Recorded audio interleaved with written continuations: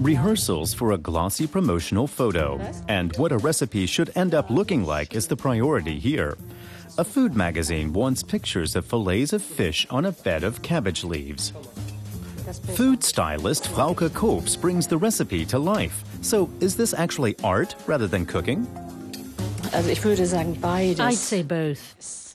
It has a lot to do with cooking, but for me it's like working with wood, stone or any other material.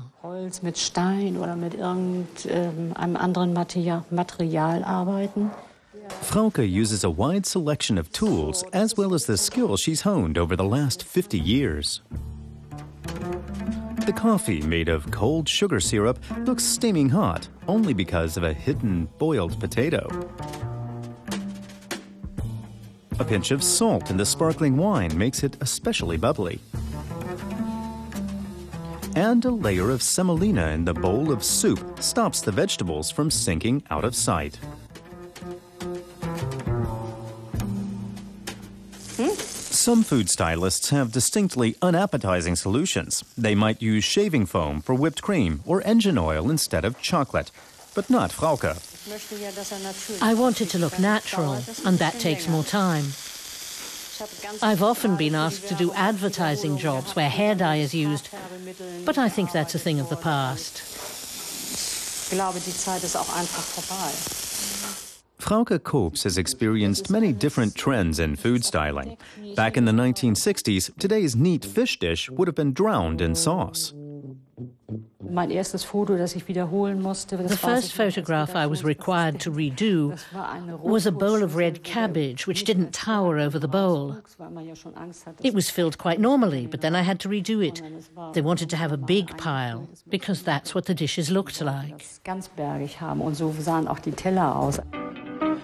In the 1960s, food design involved tremendous amounts of material. The plates had to show off what you had. They were overfull, almost baroque. The post-war generation was hungry and eager to enjoy the fruits of the recovery. I think it was important to be full, and that's how food was served. Today it's different, with more focus on presentation. The artistic presentation of food emerged in the late 1970s. The trend at that time was more plate than food. Food styling was influenced by the trend toward nouvelle cuisine.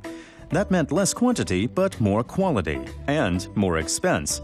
Star chefs catering to a select clientele. Then the phenomenon of fast food chains took off.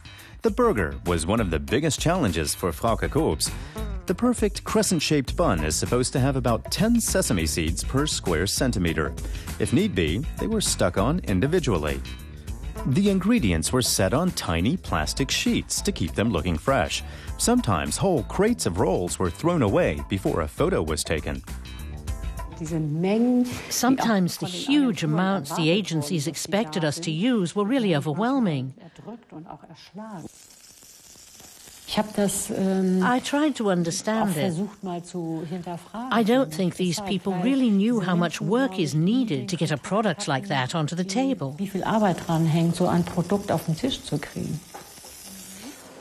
Frauke Koops doesn't work on fast food campaigns anymore.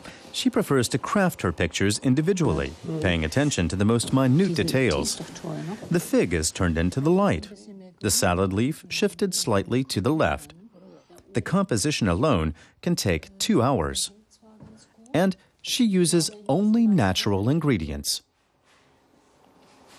Perfection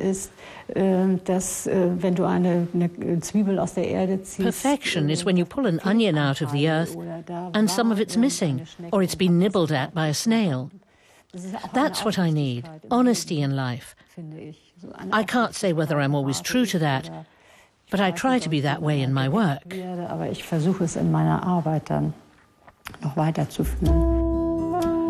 Frauke Koops' food styling is staged, but honest. A cabbage leaf becomes a work of art, and a series of photographs, an idealized portrayal of culinary delights.